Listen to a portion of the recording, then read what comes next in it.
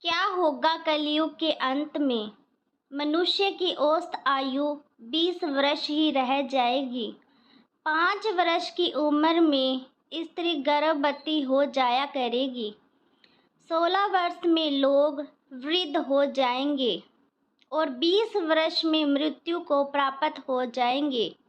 इंसान का शरीर घटकर बौना हो जाएगा। ब्रह्मावैवर्त पुराण में बताया गया है कि कलयुग में ऐसा समय भी आएगा जब इंसान की उम्र बहुत कम रह जाएगी, युवावस्था समाप्त हो जाएगी। कली के प्रभाव से प्राणियों के शरीर छोटे छोटे, क्षीण और रोगग्रस्त होने लगेंगे। ज्यों-ज्यों घोर कलयुग आता जाएगा, त्यों-त्यों धर्म, सत्य, पवित्रता, क्षमा, दया, आयु, बल और समर शक्ति का लोप होता जाएगा। अर्थात लोगों की आयु भी कम होती जाएगी। अब कली काल बढ़ता चला जाएगा। कलयुग के अंत में जिस समय कली का अवतार अवतरित होंगे, उस समय मनुष्य की परम आयु केवल 20 या 30 वर्ष होगी।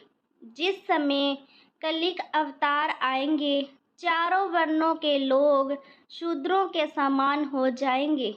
गौएं भी बकरियों की तरह छोटी छोटी और कम दूध देने वाली हो जाएगी। क्या खाएगा मनुष्य? कलयुग के अंत में संसार की ऐसी दशा होगी कि अन्न नहीं उगेगा। लोग मछली, मांस ही खाएंगे और भेड़ व बकरियों का दूध पिएंगे। गायें तो दिखना भी बंद हो जाएगी, होगी तो वह बकरी समान होगी। एक समय ऐसा आएगा जब जमीन से अन्न उपजना बंद हो जाएगा, पेड़ों पर फल नहीं लगेंगे। धीरे धीरे ये सारी चीजें विलुप्त हो जाएगी। गायें दूध देना बंद कर देगी। स्त्रियां कठोर स्वभाव वाली व कड़वा बोलने वाली होगी। वे पति की आज्ञा नहीं मानेगी। जिसके पास धन होगा उसी के पास स्त्रियां रहेगी। मनुष्य का स्वभाव गधों जैसा दुस्सह, केवल गृहस्थी का भार ढोने वाला रह जाएगा। लोग विषयी हो जाएंगे। धर्म कर्म का लोप हो जाएगा। मनुष्य जप रहित, नास्तिक व चोर हो जाएगा। सभी एक दूसरे को लूटने में रहेंगे।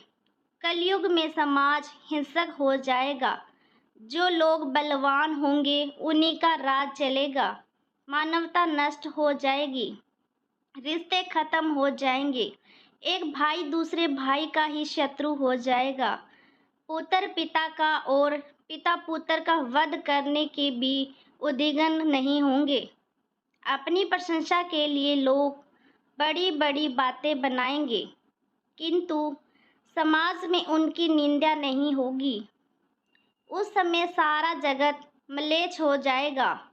इसमें संयम नहीं रहेगा। एक हाथ दूसरे हाथ को लूटेगा। कलयुग में लोग शास्त्रों से विमुख हो जाएंगे।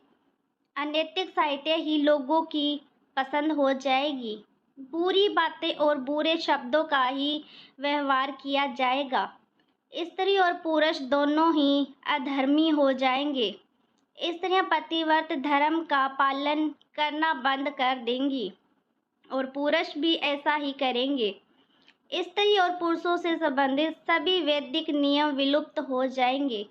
ज्यों-ज्यों घोर कलयुग आता जाएगा, त्यों-त्यों उत्तरोत्तर धर्म, सत्य, पवित्रता, क्षमा, दया, आयु, बल और समरण शक्ति का लोप होता जाएगा।